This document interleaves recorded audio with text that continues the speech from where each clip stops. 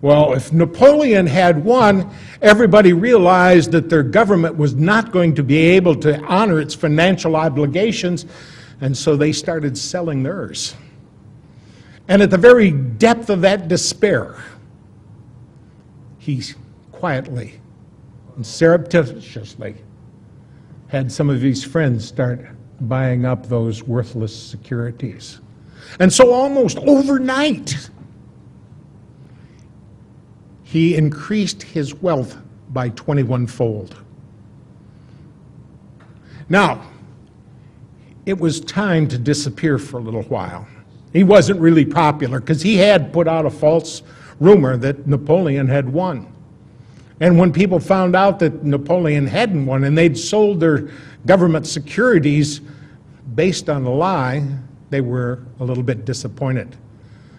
But Baron Rothschild was in a position now where he could force a reformation of the Bank of England and cause his people to be put in positions of power and authority. And so, as a consequence, it turned out well for him. It turned out way too well for him. So it was after this Napoleonic Wars that they had this big meeting in Vienna. The Rothschilds had his dignitaries assemble others from around the world, and they said, it is the scourge of war that plagues us. And if we're ever to get rid of this scourge of war, we're going to have some kind of Congress where nations can come together and we can live through this modern age.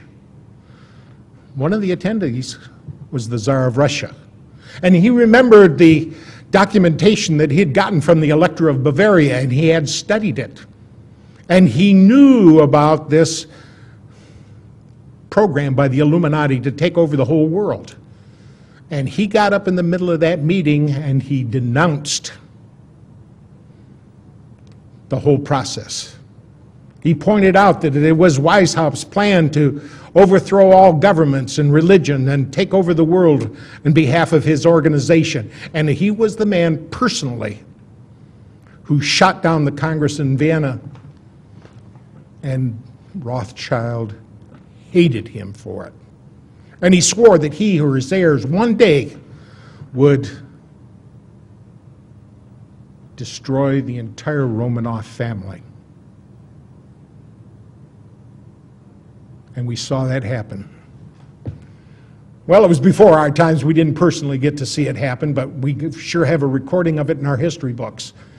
That in November 8th of 1917, I believe it was, that they went in and took over, killed the entire Romanov family, the Tsar and all his children. There's some speculation that one daughter, Anastasia, got away, and another son is alleged to have gone off over to Poland and become a military officer under an assumed name. There's lots we don't know about what went on. Lots we probably never will know about what went on, because everything has been based on deceit and lies, and we find ourselves boxed into corners based on these untruths.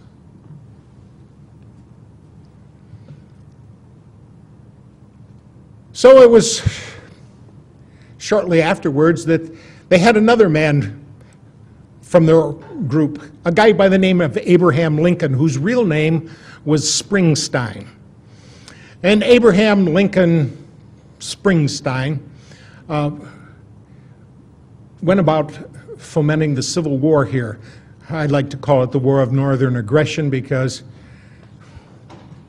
we've been lied to about that so much. We were told that was a war over slavery, but it wasn't. It was a war over states' rights. Two of the southern states, Virginia and North Carolina, had long ago outlawed slavery. And yet, It was used to rally northern forces. You know, that's the kind of thing I'd be willing to take part in. I would like to stop slavery wherever it could be found. And I'm sure it appealed to a lot of people to put an end to that despicable act of holding another human being like you would an animal and making them work for whatever you feel like giving them. Now, Abraham Lincoln had right in his cabinet a guy by the name of August Belmont. And August Belmont wasn't his real name. His real name was Schoenberg. He was a Rothschild agent.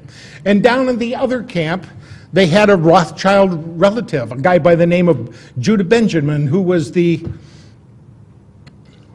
head of the secret police down there. And after that, Abraham Lincoln resented his involvement with these people.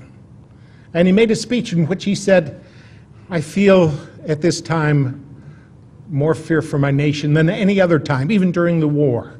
An era of corporations has been enthroned and corruption will grow in high places. And we will end up with the wealth of many aggregated in the hands of the few. Now his resentment resulted in action, and he decided he was going to issue greenbacks. He'd had enough of working with these people, and they would not put up with that. So they sent in one of their own, a guy by the name of John Wilkes Booth, a bad actor, who dispatched Abraham Lincoln so that, and it was done in conjunction with the Jesuits. See, there are so many of these Illuminati organizations out there. The one we just described by Adam Weishaupt was called the Bavarian Illuminati. There was another Illuminati called Avion over in, I believe, in Great Britain. There was one in Switzerland, and there was another one in France, the Grand Lodge Orient de la France. And there's a very important one called the Alumbrados that was formulated in Spain. Now the Alumbrados is Spanish for enlightened ones. And the Alumbrados only existed for about 20 years before they changed their name. They changed their name to the Society of Jesus. They called themselves the Jesuits, and they pledged themselves as the protectorate of the Pope. And when you got the Illuminati protecting you, it's the kiss of death. Well, we find about the time that this Civil War was over, there was a guy who had been born in Boston, Massachusetts on December 30th, 1809, a guy by the name of Albert Pike. He was an impressive intellect.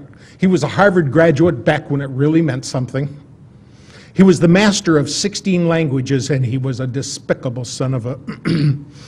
because he openly worshipped Satan. He was part of an organization called the Palatalists. He was the one that converted this Knights of the Golden Dawn to the Ku Klux Klan.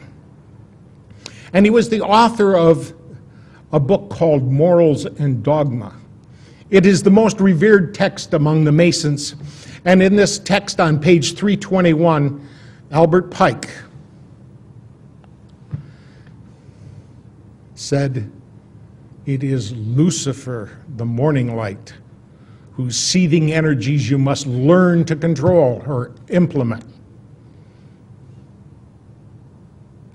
So it was this Albert Pike, the same guy that wrote a letter to his superior in the Illuminati, a guy over in Europe by the name of Giuseppe Mazzini, who was the revolutionary leader. And Giuseppe Mazzini also happened to be the founder of the Mafia.